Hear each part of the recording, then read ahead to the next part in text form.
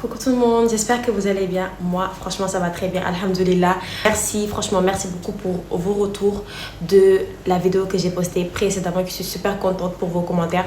La chose qui me fait le plus plaisir dans une vidéo, ce sont les commentaires. Vraiment, ça donne plus envie de filmer, de monter. Toutes les personnes qui font des vidéos savent comment monter une vidéo, c'est difficile. Mais franchement, merci beaucoup pour vos retours, etc.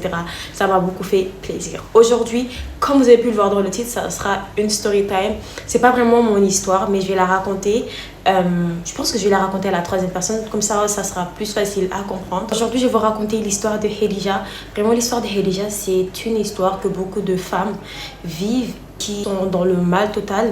Donc, je vais vous la raconter et j'aimerais beaucoup que vous puissiez me donner vos avis dans les commentaires. De 1, j'aime beaucoup lire vos commentaires et de 2, ça aide pour le référencement.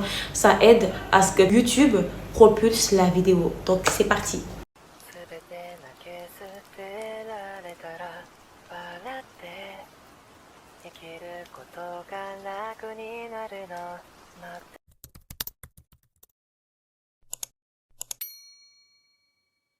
Khadija, elle a 20 ans. Et pour vous décrire Khadija, c'est ce genre de fille hyper sympa.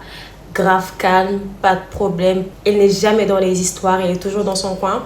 Et Khadija, elle est à l'université. Il faut aussi savoir que Khadija, c'est une fille hyper studieuse. Mais quand je dis hyper studieuse, c'est vraiment elle travaille tout le temps. Quand quelqu'un a besoin d'aide dans une matière ou a du mal, Khadija est toujours là pour aider les autres. Et elle a un groupe de travail qui se réunit tout le temps à la bibliothèque pour apprendre. Et je tiens aussi à dire que Khadija, c'est une musulmane, c'est-à-dire qu'elle est à fond dans la religion, elle met le voile, elle fait tout pour plaire à Allah, vraiment. Et c'est clairement la fille de rêve de toutes les mamans. Et au milieu de l'année, il va avoir un garçon qui va arriver dans son université. Le garçon, on va l'appeler Yanis. Et Yanis, quand il vient, il a beaucoup de difficultés dans certaines matières. En tout cas, c'est ce qu'il dit. Et il va aller dire au prof que ouais, il a beaucoup de difficultés dans telle matière et qu'il ne sait pas comment faire vu qu'il vient d'arriver. Donc les profs vont lui dire, il y a une fille qui est dans notre classe, elle s'appelle Khadija, elle aide beaucoup ses camarades de classe et elle a un groupe de travail. Donc si tu peux aller intégrer ce groupe, ça pourra être bénéfique. Donc le garçon, il va parler, il va approcher une personne qui est dans le groupe de travail de Khadija. Et cette personne va parler à Khadija du fait que oui, il y a un garçon, un nouveau qui s'appelle Yanis et il a besoin et il veut intégrer notre groupe de classe pour relever ses notes. Donc Khadija, elle va accepter parce qu'elle est trop gentille.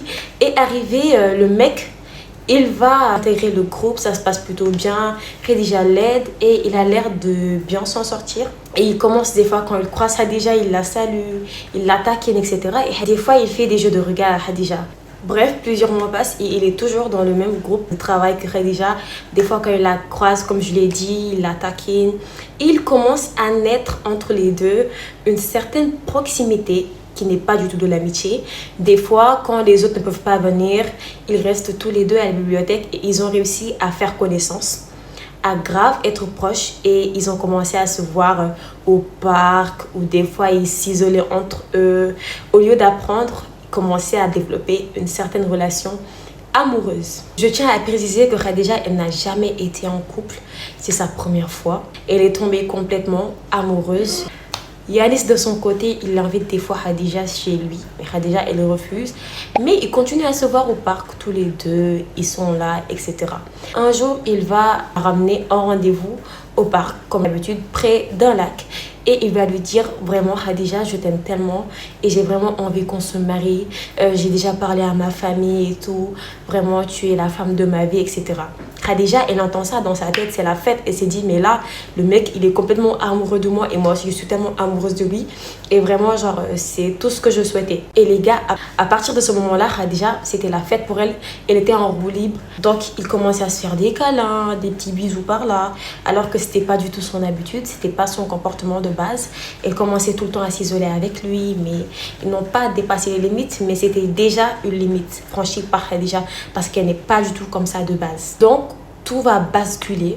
Vraiment, tout va complètement changer de tournure quand Yanis va inviter Khadija chez lui et elle va accepter. Et ils vont se voir, ils vont rester là en train de parler. Et à un moment, il va lui dire, viens dans ma chambre et tout. Khadija lui dit, mais comment ça, viens dans ma chambre? Il dit, mais je vais déjà te marier, t'inquiète pas, on va se marier. Si on fait quoi que ce soit, il y aura rien, on va se marier et personne ne le saura. Parce que moi, je t'aime et tout. Et quand on aime une personne, on veut la découvrir. Khadija, au début, elle a hésité parce qu'elle n'a jamais fait ça, comme j'ai pu vous le dire. Mais elle va se dire, vas-y, je veux pas le frustrer de un, de deux, on va se marier comme il l'a dit. Donc pourquoi pas, et après ça sera que de l'oubli. Et Khadija va laisser cet homme prendre tout ce qu'il y a de précieux chez elle. Vraiment, c'est une dinguerie. Je sais pas, vous vous rendez compte de la tournure de l'histoire. Vraiment, moi, je suis vraiment énervée là. Bref. Donc Khadija se réveille, c'est le lendemain. Elle voit qu'il n'y a personne dans la chambre. Elle est plutôt alertée, mais elle se dit il est sûrement dans les toilettes ou quoi que ce soit. Elle se lève, elle reporte ses habits, elle sort, elle cherche Yanis, mais Yanis, il est introuvable. Elle ne trouve pas Yanis.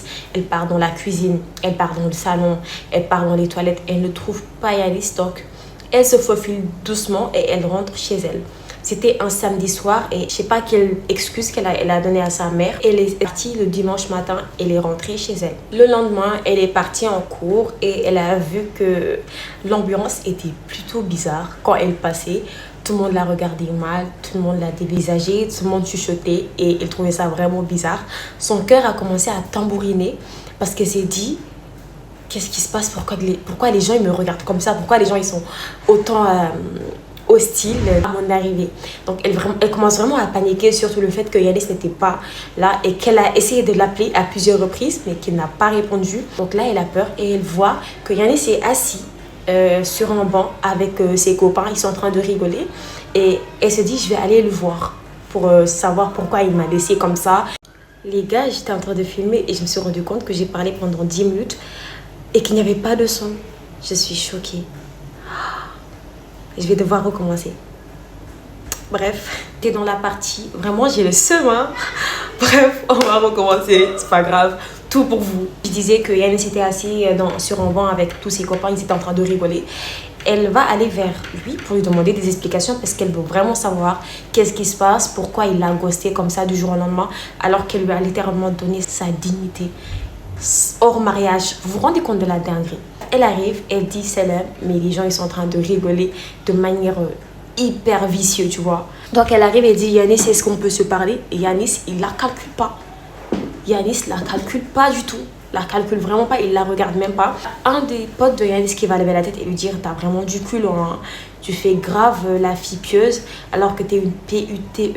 Genre quand on lui dit ça, son monde s'effondre. Elle se dit purée, il a dit à tout le monde. C'est pour ça que tout le monde me regardait comme ça. Donc elle a compris que c'était à cause de ça que tout le monde la regardait mal, etc. Et dans sa tête, elle s'est dit, je suis foutue, ma vie est ruinée. Mais Yanis, il est toujours là. Il a l'air honteux, mais bref. Il est là, il ne la regarde pas. Donc il a dit à toute l'école qu'il avait fait des choses avec Khadija. Et elle décide de rentrer chez elle parce qu'elle se dit non, elle ne peut pas rester à l'école. Ça sera insupportable pour elle. Donc elle rentre chez elle et sur le chemin, elle voit que même les gens de son quartier la regardaient mal. Elle entend des chuchotements, des gens qui disaient c'est elle et tout. Elle rentre chez elle. Chez elle, c'est un volcan. C'est un volcan en ébullition. Sa mère est en pleurs. Elle arrive, son père la frappe, vraiment, la tabasse de manière très violente. Ses frères sont là en train de lui crier dessus, de la traiter de PUTE. Vraiment, elle est dans une situation juste insupportable. Elle rentre dans sa chambre et pendant une semaine, elle ne dormait pas. Elle ne mangeait pas. Elle était vraiment tombée dans une dépression. Je disais, elle ne voulait plus vivre littéralement. Elle était au bout de sa vie. Et une semaine après ce drame, Khadija va décider de faire l'impensable. Donc, je disais, Khadija, elle va mettre fin à ses jours. C'est vraiment choquant. Elle va mettre fin à ses jours parce qu'elle ne pouvait plus supporter cette humiliation. Elle ne pouvait plus supporter ce que Yanis lui a fait. Sachant que pendant ces une semaine, elle a essayé de le contacter. Khadija était folle amoureuse de Yanis. Quand elle était avec Yanis, elle était vraiment dans sa bulle. Elle se disait, mais j'ai tout ce qu'il me faut, un mec qui m'aime, qui va me marier. Et dans sa tête, elle se disait, ouais, j'ai gagné le jackpot, alors qu'elle ne savait pas qu'elle était rentrée dans la chambre de Satan. Donc les gars, c'est la fin de cette histoire. Et comme je vous l'ai dit au début, j'aimerais vraiment faire passer un petit message qui ne sera pas long, mais assez important pour écouter. Ce que Khadija a fait, il y a beaucoup de filles qui sont passées dans cette situation, qui ont eu à faire les mêmes erreurs. Certaines ont décidé après cela de se repentir et devenir des meilleures femmes, des meilleures personnes. Parce que ça peut être des hommes comme ça peut être des femmes. Il ne faut pas juste blâmer la fille. Parce que Yanis aussi, il a une part de responsabilité. Il a littéralement gâché la vie d'une fille. Vraiment, Yanis, c'est la pire personne au monde. Comme je disais, beaucoup de filles sont dans la même situation et ont fait les mêmes erreurs que Khadija. Certaines ont décidé de se repentir et devenir de meilleures personnes. D'autres ont plongé dedans et malheureusement, ils ne peuvent plus en sortir. Ils sont toujours en train d'accumuler les péchés. Et d'autres personnes ont décidé de faire comme Khadija, c'est-à-dire ne pas accepter ses erreurs, de supporter l'humiliation et ils ont décidé de se suicider. Que ça soit le fait de rester plongé dedans et le fait de se... Voilà, ce n'est pas la bonne solution. C'est clairement la pire chose à faire. Pour ce qu'il s'agit de mettre fin à ces jours, ça ne se pardonne pas. Déjà, tu as fait un péché énormissime, très grave. Si tu mets fin à tes jours, tu te condamnes parce que après tu pouvais te repentir. Je sais que les gens, quand tu fais un péché, ils sont tous là pour te juger. Il faut se dire qu'il ne faudrait pas plaire aux créatures, mais au Créateur. Si tu demandes pardon à Allah, il peut te pardonner. Et le pardon d'Allah est plus important que n'importe quoi. Le premier conseil que j'aimerais donner, c'est de ne jamais rentrer dans les relations hors mariage, les relations haram, les relations illicites, les relations non reconnues par Allah, parce que ce sont des relations à risque, des relations qui peuvent détruire votre vie, que ce soit ici et dans l'au-delà. Même si vous vous dites non, on va rien faire, on va rester tous les deux. Quand vous êtes deux, la troisième personne qui se rajoute, c'est le shaitan. Mettez-vous avec des gens dans le licite, dans le reconnu par Allah. Si Allah nous interdit les relations hors mariage, ça veut forcément dire qu'il a mis en place quelque chose qui peut vous aider à pouvoir vous marier. Parce que le mariage, Allah, il aime beaucoup le mariage. L'organisation d'une muhabala, tu vas rencontrer une personne avec la présence de vos marams, parler moins de 3 mois et vous pourrez ensuite vous marier. Et même si tu es dans une relation illicite avec une personne et que vous ne faites rien, vous êtes juste en train de parler, même les relations à distance là, ça se fonde sur une base en polystyrène, en plastique. Vous savez très bien que ça va s'effondrer. Alors faites très attention à vous. Faites tout ce qui plaît à Allah. Mariez-vous avec des personnes que vous avez rencontrées dans le licite. Aimer une personne, c'est beau, c'est merveilleux, ça fait rêver. Mais à quoi bon si ça ne plaît pas à Dieu? Bon les gars, c'est la fin de la vidéo. N'hésitez pas à me dire dans les commentaires ce que vous en avez pensé. L'histoire de Khadija est une histoire très bouleversante. Je tiens aussi à préciser que l'histoire de Khadija, c'est une histoire vraie. Elle a été racontée par une de ses copines. Ça devait vraiment être traumatisant pour elle de vivre ce décès si brusque, si inattendu. N'hésitez pas à me partager vos histoires aussi sur mon adresse mail majngpro@gmail.com. Évidemment, je vais les raconter de manière anonyme ou juste vous donner des conseils en privé. Et on se retrouve à la prochaine pour une nouvelle vidéo. Bisous!